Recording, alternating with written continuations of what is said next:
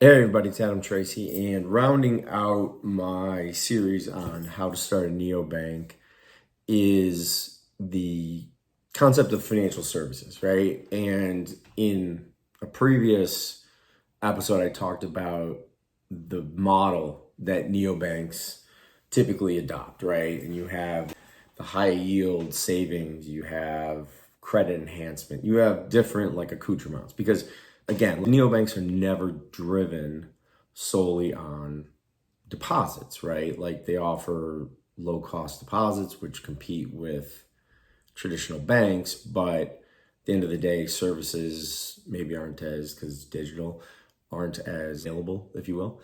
There's that inherent competition. To differentiate, there's always this add-on.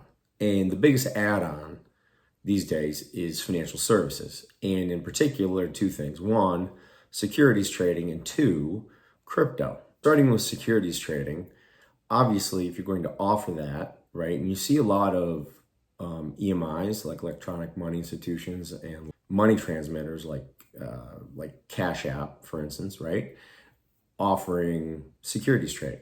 And Cash App took it to the next level and became licensed as a broker-dealer, which is what you have to do, right, if you want to offer securities to the public and have custodial arrangements and all that kind of stuff.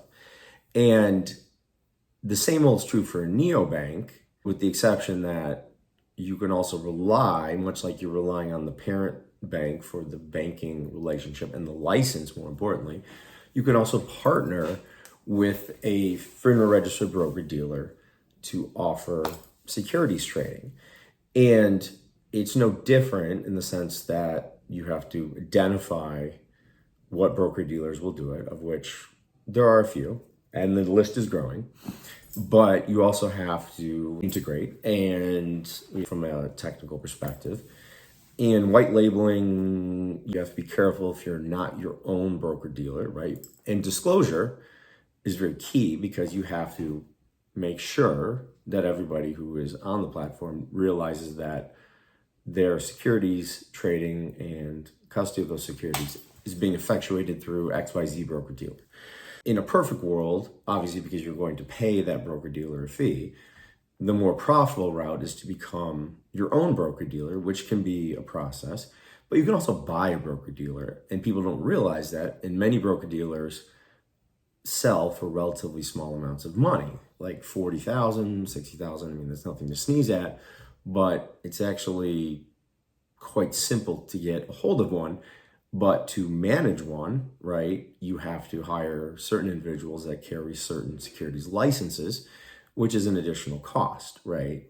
But at the end of the day, if you have your own broker-dealer, certainly a lot will, one, you have the greater availability of products, you have greater profit, and you don't have the issue of white labeling, right? Like it doesn't look like it's a third-party offering or service as much as it does if it was sort of in-house, so to speak, right?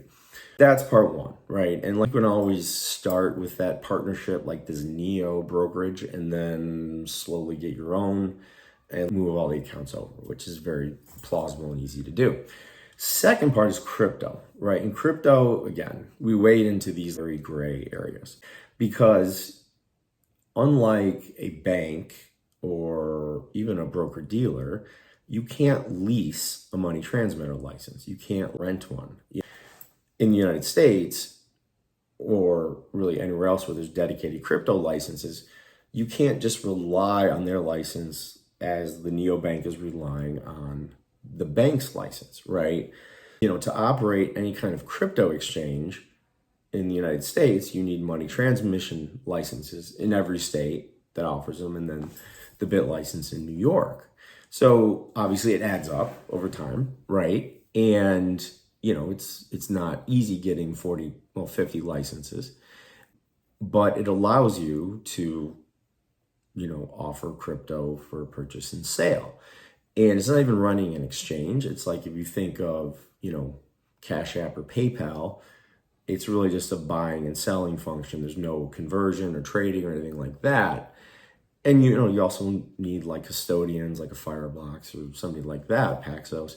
But at the end of the day, you can't necessarily rely on like a Coinbase and say, well, they have the money transmission licenses. We're going to bring those in and offer crypto services through them.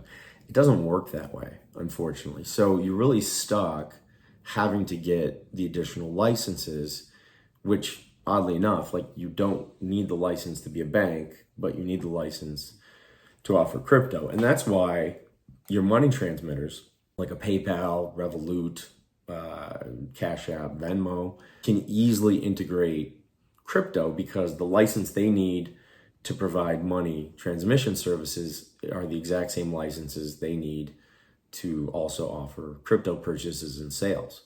So, at the end of the day, it's actually much easier to offer securities, right, as an additional sort of accoutrement to your neobank, which is very attractive, especially like if you're, like a Cash App that, has very, very minimal fees, or, a SoFi or anything like that. But the crypto side, which again could be very lucrative, requires a relatively extensive and rather expensive endeavor of getting money transmission licenses in every state that you operate, and getting a bank license, right? Like, banking licenses, whether state or federal chartered, have always been sort of this exemption from needing a money transmission license to do really just money transfer. But no banks have sort of waded off and said, okay, well, I have a banking license, therefore I don't need a money transmitter license, therefore I'm going to do crypto, right?